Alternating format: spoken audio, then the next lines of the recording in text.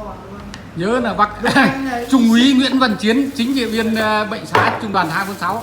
Tôi ở lúc đấy em còn là Hang Bản Giới Cao Bằng. quan kinh nghiệm.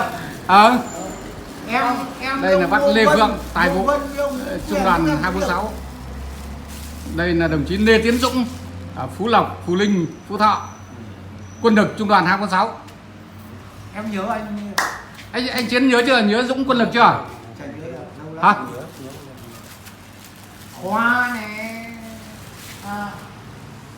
Nói chung là tưởng này, một số anh em thì mình nhớ lắm, nhưng mà một số anh em khoảng cái rồi.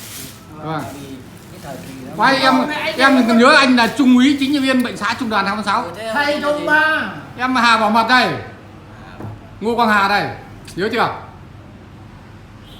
Hồi người ta làm Ở Vĩnh Tường à? Vĩnh Tường, nhưng mà hồi người ta làm Anh em là dạ đúng thời kỳ người ta làm trợ lý đấy, thế mà đây cái điện này cho anh bảo tao vẫn nhớ mày. Em nhớ anh với này. Thế anh có nhớ Sơn Lào Cai không? Sơn bác sĩ để Đấy. có bây giờ Thế Đinh Viết Trinh ở Nghệ An nhớ không? ôi giờ cái loại đấy thì Cùng bạn như làm gì không nhớ. Đấy. những cái loại đấy thì Lại nhớ những cái đấy. ABC khác thì Rồi. nó thoáng cái rằng nó mất đi. Em ở thời đấy em đang làm y sĩ, Ừ. đang chuyên nghiệp. Em còn nhớ anh là trung úy Nguyễn Văn Chiến, chính trị viên. Ra cái thời kỳ nhá, Em không nhớ là anh ấy người Phú Thọ đâu. Rồi. Thế anh nhập ngũ năm nào? 11. Đấy thì cái lúc đánh tàu xong là trung úy chính trị viên bệnh xá này đúng không? Lúc anh ở đấy là anh đang y sĩ thì ông ba là chính Ông Pháo thì ông Pháo người đâu anh nhỉ?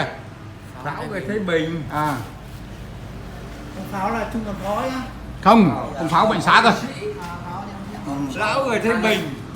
sau đó ông Phan này Anh Chiến Đây. rồi thằng ấy là y tá. Thế là bệnh xá trung đoàn Dựa lên quân cái giúp thằng gì lực ở này, cơ tài quan vụ đấy này, nhỉ? cơ quan tham mưu này.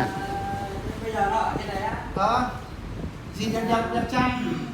Nó quên mẹ tên. Khang